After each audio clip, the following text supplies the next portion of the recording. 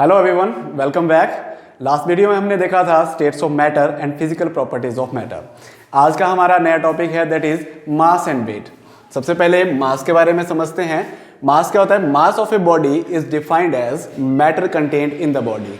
मास, किसी भी बॉडी का मास क्या होता है? जितना उसके अंदर मैटर कंटेंट होता है। ठीक है, जितना उसके अंदर मैटर कंटेंट होगा, जितना मैटर भरा होगा, वही उसका मास होगा, उसके बराबर उसका मास होगा। इतनी बात क्लियर हुई? Now characteristics of mass. Mass is proportional to quantity of matter. ठीक है, वही बात है कि जो मास है वो उसके क्वांटिटी ऑफ मैटर के ऊपर डिपेंड करती है। जितना क्वांटिटी ऑफ मैटर होगा उतना ही उसका मास होगा। Next is it does not depend on shape, size and state of the body. ठीक है, ये किसी भी बॉडी के शेप, साइज और स्टेट के ऊपर डिपेंड नहीं करता है। थर्ड है mass of the body remains the same at all places. Mass कभी भी चेंज नहीं होगा, ये हर एक प्लेस के ऊपर सेम रहेगा थ्रू आउट द यूनिवर्स। ठीक है, हाँ। It is a scalar quantity. Mass क्या होता है? एक स्केलर क्वांटिटी है, क्योंकि इसका केवल और केवल क्या होता है? मैग्नीट्यूड होता है। There is no sense of direction. Okay, next is it can be added algebraically. इनको हम क्या कर सकते हैं? एल्जेब्रिकली ऐड कर सकते हैं। इतना क्लियर हुआ? अब चलते हैं हम वेट के बारे में। वेट क्या होता है? The force with which a body is attracted by the earth is known as force.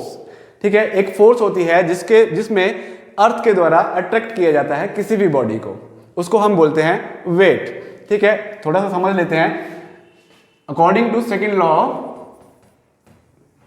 Newton second law के अकॉर्डिंग क्या होता है? Force is equal to mass into acceleration. ठीक है, फोर्स किसके बराबर होती है? मास एंड एक्सेलरेशन के बराबर। लेकिन in this case acceleration can be change by small g, that is equal to acceleration due to gravity. So हम एक्सेलरेशन की जगह पे स्मॉल g लिख सकते हैं, जो कि क्या है? एक्सेलरेशन ड्यू टू ग्रेविटी है। तो हमारे पास फोर्स क्या हो गया? Force is equal to mg।